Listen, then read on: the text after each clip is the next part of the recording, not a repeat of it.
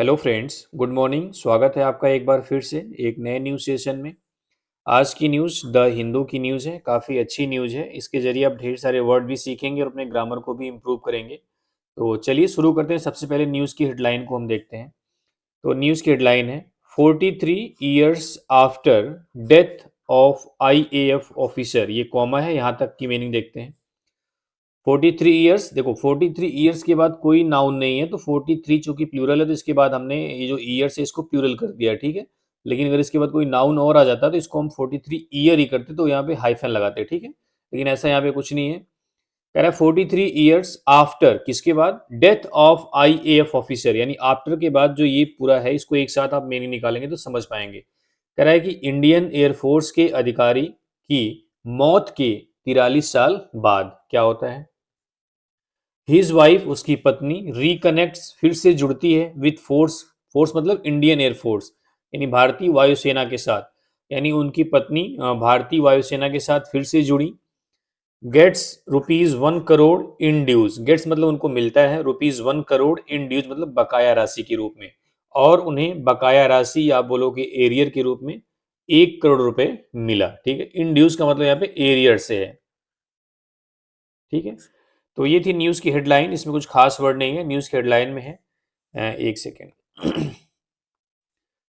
Indian air force officer की मौत के 43 साल बाद उसकी पत्नी फोर्स यानी इंडियन एयरफोर्स के साथ फिर से जुड़ी और उसे बकाया राशि के रूप में 1 करोड़ रुपए मिले, ठीक है। ये थी न्यूज़ की हेडलाइन।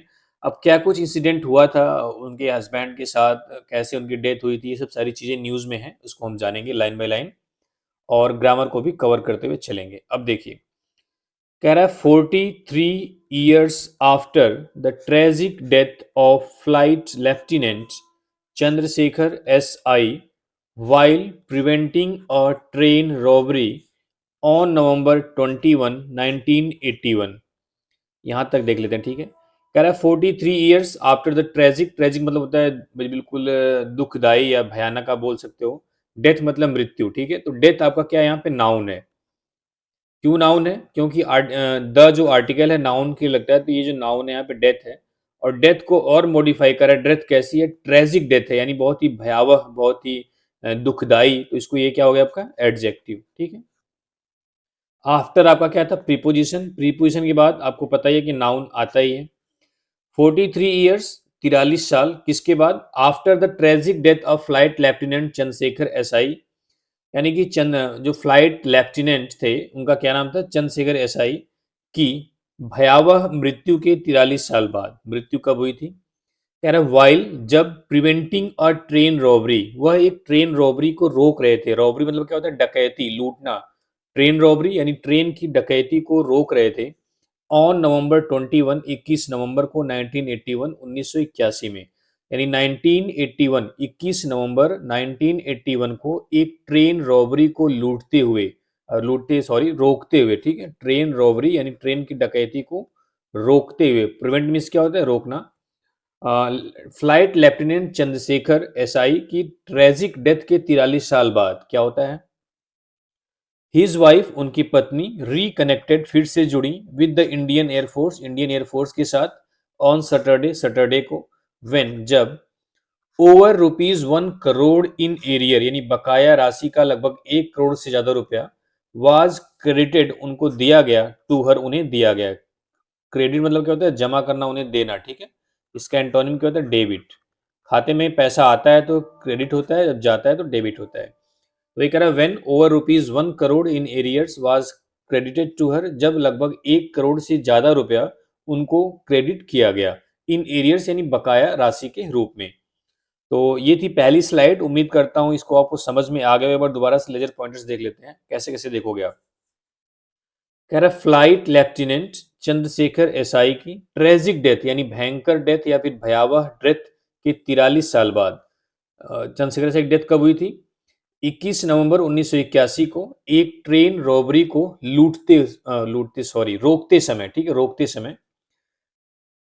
उनकी वाइफ इंडियन एयरफोर्स के साथ सैटरडे को फिर से जुड़ी और उन्हें 1 करोड़ से ज्यादा रुपया एरियर के रूप में यानी बकाया राशि के रूप में उन्हें दिया गया, ठीक है। चलिए आगे देखते हैं। कह रहा है for the 70-year-old women women यानी कि 70 साल की महिला के लिए हु डिड नॉट वांट जो यह नहीं चाहती थी हर नेम उसका नाम टू बी पब्लिसाइज्ड की पब्लिश किया जाए। अब देखो ये अभी बताया था जो हेडलाइन में आया था 43 ईयर्स आया था ना, 43 ईयर्स आया था, लेकिन यहाँ पे देखो 70 के बाद ईयर आया है। क्यों? क्योंकि आगे एक नाउन दिया हुआ है ओमेन। वही चीज मैं कह रहा था कि अगर 70 ईयर के बाद नाउन है तो ईयर को आप ईयर्स नहीं करोगे, अगर नाउन नहीं है तो ऑटोमेटिक ईयर्स हो जाएगा। तो आ गया एक ही स्लाइड में, मतलब दो स्लाइड में दोनों चीजें आ गई। कह रहा फॉर द 70-year-old वुमेन यानी 70 साल की महिला के लिए, महिला क्या कह रही है कि who did not want her name to be publicised जो यह नहीं चाहती थी कि उसका नाम पब्लिश किया जाए। It was not the financial settlement यह आर्थिक सेटलमेंट नहीं था। सेटलमेंट मतलब निपटारा या फिर समझौता आप बोल सकते हो, ठीक है। सेटलमेंट इंग्लिश में भी आप ज्यादा अच्छी समझ पाओगे, हिंदी ज्यादा जानने की जरूरत है नहीं सेटलमेंट वर्ड की। कह रहा है it was not the financial settlement यह एक फाइनेंशियल सेटलमेंट नहीं था दैट मैटर्ड द मोस्ट जो उसके लिए बहुत ज्यादा मायने रखता था, but the restoration of the bond लेकिन उस बॉन्ड उस बंधन का रिस्टोरेशन दोबारा से उस बंधन में जुड़ना विद द फोर्स इस बल के साथ इस एयरफोर्स के साथ दैट हर लेट हस्बैंड जो उसका स्वर्गीय हस्बैंड, लेट मतलब क्या होता है स्वर्गीय या यहाँ पे शहीद भी आप बोल सकते हो, लेट हस्बैंड हैड सर्व्ड जो कि उसका जो स्वर्गीय हस्बैंड था उन्होंने सेवा किया था जिस बल की, ठीक है। तो एक बार इसको दोबारा से देखते हैं। कह रहा है for the 70-year-old women in 70 साल की महिला के लिए, ये जो हु से लेके यहाँ तक है पब्लिसाइज तक, ये इसके बारे में बता रहा है कि हु डिड नॉट वांट जो ये नहीं चाहती थी हर नेम उसका नाम टू बी पब्लिसाइज्ड पब्लिश किया जाए। For the 70-year-old women it was not the financial settlement that mattered the most. कह रहा है कि 70 साल की महिला के लिए यह एक आर्थिक सेटलमेंट नहीं था जो उसको बहुत मायने रखता था, ठीक है। यानी आर्थिक जो पैसे रुपए की बात नहीं है, but the restoration of the bond लेकिन उस बॉन्ड का रेस्टोरेशन यानी उस जो बॉन्ड उसके हस्बैंड ने उस एयरफोर्स के साथ बिताया था उस बॉन्ड को दोबारा से रिस्टोर करने की जो बात आई है उसकी उसको ज्यादा महत्व दे रही है। But the restoration of the bond लेकिन उस बॉन्ड का रेस्टोरेशन उस बॉन्ड को दोबारा से पाना विद द फोर्स इस बल के साथ that her late husband had served जिसे उसके स्वर्गीय हस्बैंड ने जिस बल में सेवा दी थी। कह रहा है कर्नल वेम्बू शंकर रिटायर्ड यानी एक कर्नल हैं जिनका नाम क्या है वेम्बू शंकर रिटायर्ड हो चुके हैं। शौर्य चक्र अवार्डी उनको शौर्य चक्र मिला भी है यानी शौर्य चक्र प्राप्त करता। एंड और फाउंडर ऑफ प्रोजेक्ट संबंध और एक प्रोजेक्ट संबंध के फाउंडर है संस्थापक हैं। इम्फेसाइज्ड उन्होंने यह बात कही है या जोर देकर कही है दैट की क्या कहा है उन्होंने द इमोशनल सिग्निफिकेंस यानी जो इमोशनल महत्व है, इमोशनल मतलब क्या होता है जो फीलिंग से जुड़ा होता है उसे इमोशनल बोल देते हैं आप, ठीक है। जो सेंटिमेंटल होता है इमोशनल सिग्निफिकेंस यानी जो इमोशनल महत्व है ऑफ दिस रिकनेक्शन इस दोबारा से जो जुड़ने का दोबारा जो संबंध का है फार आउटवेड ये कहीं ज्यादा कहीं कहीं फार आउटवेड मतलब कहीं गुना बेहतर है द मोनेटरी एस्पेक्ट्स यानी कि आर्थिक पहलू से। मोनेटरी मतलब क्या होता है रुपए पैसे से संबंधित होता है, आर्थिक आप बोल सकते हो, एस्पेक्ट मतलब पहलू। तो उन्होंने क्या कहा है इम्फेसाइज मतलब कहना होता है जोर देकर, क्या कहा दैट की the emotional significance of this reconnection far outweigh the monetary aspects. जो इमोशनल सिग्निफिकेंस है इस रिकनेक्शन का यानी जो दोबारा से उनकी वाइफ इस एयरफोर्स के साथ जुड़ी हैं उसको कह रहा है इसका जो इमोशनल महत्व है वह मोनेटरी एस्पेक्ट्स यानी जो आर्थिक पहलू है यानी जो रुपए पैसे की बात है उससे कहीं ज्यादा है। फॉर मतलब ज्यादा होता है, आउटवेट मतलब कहीं ज्यादा महत्व है, कहीं कहीं ज्यादा उसका महत्व है, उससे कहीं ज्यादा अच्छा है, ठीक है। कह रहा है आफ्टर चंद्रशेखर डेथ यानी चंद्रशेखर की मृत्यु के बाद हिज वाइफ उसकी पत्नी फ्रॉम चेन्नई तिरुवनमियूर, कहाँ की थी वो चेन्नई के तिरुवनमियूर की थी। हैड एंड्योर्ड उन्होंने सहा था डिकेड्स ऑफ अनसर्टेनिटी यानी कि जो अनिश्चितता के कई दशक ओवर द पेंशन बेनिफिट्स पर until the efforts of project संबंध जब तक कि प्रोजेक्ट संबंध के प्रयास brought her families rightful entitlements उसके परिवार का जो अधिकृत जो अधिकार है उसको लाया बैक इनटू फोकस वापिस से फोकस में, वापिस से सबके ध्यान में, ठीक है। तो इसके तहत आप सारे वर्ड जान गए, अब इसको एक बार देख लेते हैं लेजर पॉइंटर से। कह रहा है चंद्रशेखर की मृत्यु के बाद जो उसकी पत्नी, जो चेन्नई के तिरुवन्मियूर से थी, had endured decades of uncertainty over the pension benefits। वह पेंशन बेनिफिट्स यानी जो पेंशन के लाभ थे उस पर कई दशक तक अनिश्चितताओं को झेला कि उनकी पेंशन कब आएगी, मिलेगी कि नहीं मिलेगी, कितना मिलेगी, सारी अनसर्टेनिटी उनको थी। फिर क्या होता है, until the efforts of project संबंध brought her family's rightful entitlements back into focus।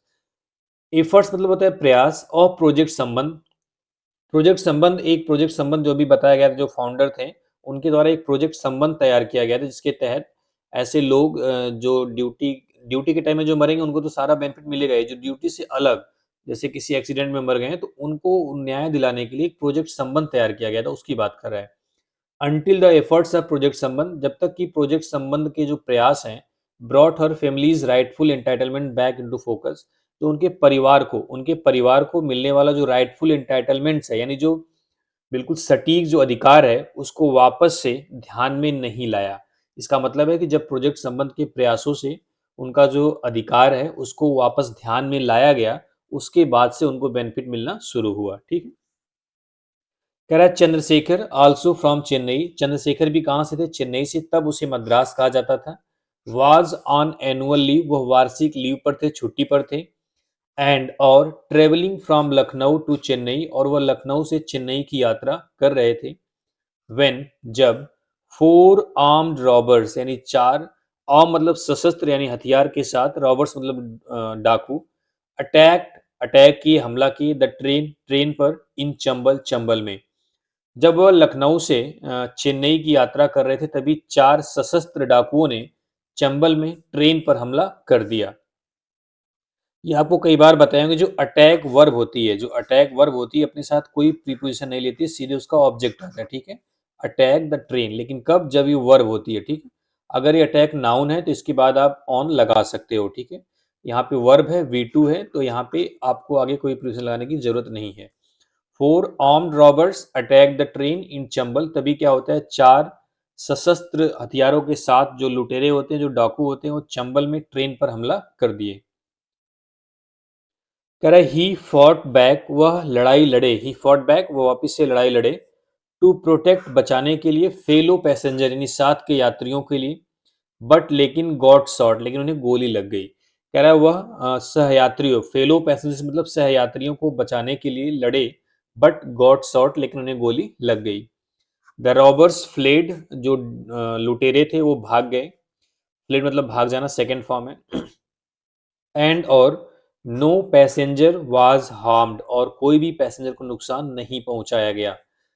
The IAF officer was on his way to meet his wife, जो आईएएफ ऑफिसर था, जो इंडियन एयरफोर्स का अधिकारी था, वाज था ऑन हिज वे, अपने रास्ते में, टू मीट मतलब मिलने के लिए, हिज वाइफ अपनी पत्नी से, यानी आईएएफ ऑफिसर अपनी पत्नी से मिलने के लिए रास्ते में था, यानी अपनी पत्नी से मिलने के लिए जा रहा था। अब पत्नी के बारे में बता रहा है, who was then 9 months pregnant, तब वह 9 महीने की प्रेग्नेंट थी। हु क्या आपका रिलेटिव प्रोनाउन होता है, एंटीसीडेंट के हिसाब से लगता है, वाइफ क्या सिंगुलर है तो उसके साथ हमने क्या लगाया, वाज। हु वाज मतलब वाइफ वाज। ठीक है, देन 9 months प्रेग्नेंट, तब वह 9 महीने की प्रेग्नेंट थी। एंड और देयर 2 year old सन, और उसका 2 साल का बेटा था। His valor was posthumously honored with a कीर्ति चक्र in 1982। कह रहा है हिज वेलर, वेलर मतलब होता है बहादुरी, वीरता आप बोल सकते हो। ठीक है, ब्रेवरी भी बोल सकते हो, ब्रेवरी। कह रहा है हिज वेलर, उनकी बहादुरी, वाज पोस्ट्यूमसली ऑनर्ड, पोस्ट्यूमसली मतलब होता है मरणोपरांत, मरने के बाद, ये अच्छा वर्ड है। ठीक है, मरणोपरांत यानी मरने के बाद, ऑनर मतलब सम्मानित किया गया, विथ अ कीर्ति चक्र, कीर्ति चक्र के साथ, इन 1982 1982 में। कह रहा है उनकी वीरता को, उनकी बहादुरी को 1982 में कीर्ति मरणोपरांत, पोस्ट ह्यूमसली मतलब मरणोपरांत, कीर्ति चक्र से सम्मानित किया गया। यानी उनकी वीरता को 1982 में मरने के बाद, उनकी मृत्यु के बाद या मरणोपरांत कीर्ति चक्र से सम्मानित किया गया उनकी वीरता को। फॉलोइंग चंद्रशेखर डेथ, यानी चंद्रशेखर की मृत्यु के बाद, हिज फैमिली उनका परिवार, फेस मतलब सामना किया, फाइनेंशियल स्ट्रेन यानी कि जो आर्थिक तनाव है उसका, फ्रॉम द डिलेड एंटाइटलमेंट्स यानी जो विलम्ब हो रहा था, जो देरी से मिलने वाले अधिकारों की। सेड कर्नल शंकर ने ये बात बताई है, क्या बताया है? हिज फैमिली, उनका जो परिवार था, फेस्ड फाइनेंशियल स्ट्रेन, उसने आर्थिक तनाव को फेस किया, फ्रॉम द डिलेड एंटाइटलमेंट्स यानी जो देर से मिलने वाले जो उनके अधिकार थे उसकी वजह से। जैसे अधिकारों में क्या आ सकता है? पेंशन आ सकती है, अलाउंस आ सकता है, जो भी पैसा उनको मिलने वाला है उसको कह रहा है कि डिलेड एंटाइटलमेंट मतलब देरी से मिल रहे अधिकार, यानी कि उसको जो चीजें मिलनी चाहिए टाइमली वो मिली नहीं, तो उसकी कह रहा है कि हिज फैमिली, उसका जो परिवार था, फेस्ड फाइनेंशियल स्ट्रेन यानी आर्थिक तनाव को फेस किया, सामना किया, देर से मिलने वाले एंटाइटलमेंट्स की वजह से। ठीक, कह रहा है the women relocated to Australia, जो महिला थी, जो उनकी पत्नी थी, रीलोकेटेड मतलब फिर से चली गई टू ऑस्ट्रेलिया, ऑस्ट्रेलिया में, इन 1984 1984 में, यानी वो महिला 1984 में ऑस्ट्रेलिया में चली गई, एंड रीमैरिड इन 2002 और 2002 में फिर से शादी कर ली, ड्यू टू विच जिसके कारण, ड्यू टू मतलब के कारण, विच मतलब जिसके कारण, हर पेंशन उसकी पेंशन वाज स्टॉप्ड रोक दी गई, यानी जब वो दूसरी शादी कर ली 2002 में तो उसकी पेंशन रोक दी गई। डिस्पाइट मतलब के बावजूद, बीइंग एंटाइटल्ड, ठीक है, being entitled to a pension and allowance, कह रहा है कि बीइंग एंटाइटल मतलब अधिकृत होने के बावजूद, डिस्पाइट मतलब इन स्पाइट ऑफ, के बावजूद, जिसको हम क्या बोलते हैं? Despite, in spite of. Despite के बाद प्रीपोजिशन नहीं लगता है, ठीक है।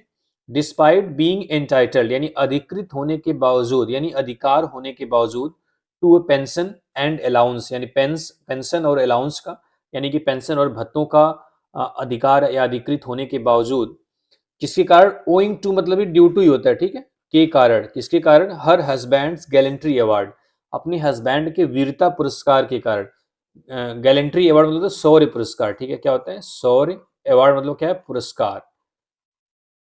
कह रहा है कि अपने हर हस्बैंड्स गैलेंट्री अवार्ड्स, यानी कि अपने हस्बैंड के वीर शौर्य पुरस्कार के कारण जो पेंशन और जो भत्ते हैं उसके अधिकृत या उसका अधिकार होने के बावजूद, सी डिड नॉट रिसीव, वह उसे नहीं मिला, द बेनिफिट्स मतलब बेनिफिट्स या लाभ, एज क्योंकि the spelling of her name, उसके उनके नाम की जो स्पेलिंग थी, वाज इनकरेक्ट, वह गलत थी, एंड और द डॉक्यूमेंट्स वर इनसफिशियंट, और जो डॉक्यूमेंट्स थे वो क्या थे? अपर्याप्त थे, इनसफिशियंट थे। कह रहा है कि हस्बैंड के शौर्य पुरस्कार के कारण जो उनको पेंशन और जो भत्ते मिलने थे उसका जो अधिकार था, उसके बावजूद उन्हें she did not receive the benefits, उन्हें कोई भी लाभ नहीं मिला, एज मतलब बिकॉज, क्योंकि the spelling of her name was incorrect, उनके नाम की स्पेलिंग गलत थी, and the documents were insufficient, और उनका जो डॉक्यूमेंट्स था वो क्या था? इनसफिशिएंट था, मतलब अपर्याप्त था। सफिशिएंट मीन्स होता है पर्याप्त, और उसके साथ सफिशिएंट मीन्स क्या होता है? पर्याप्त, इन लग गया प्रेफिक्स तो इसका उल्टा हो गया, ठीक है। कह रहा है दीज वर रेक्टिफाइड, यानी दीज यानी ये सारी चीजें जो थी, जो डॉक्यूमेंट्स इनसफिशिएंट थे, जो नाम इनकरेक्ट था, दीज वर रेक्टिफाइड, इन सब चीजों को रेक्टिफाइड किया गया। रेक्टिफाइड मतलब करेक्ट किया गया, सुधार किया गया, ठीक है। अंडर प्रोजेक्ट संबंध के तहत, यानी इन सारी चीजों को प्रोजेक्ट संबंध के तहत करेक्ट किया गया, रेक्टिफाई किया गया। कह रहा है this was not an easy process, यह एक आसान प्रक्रिया नहीं थी, एज क्यों नहीं थी?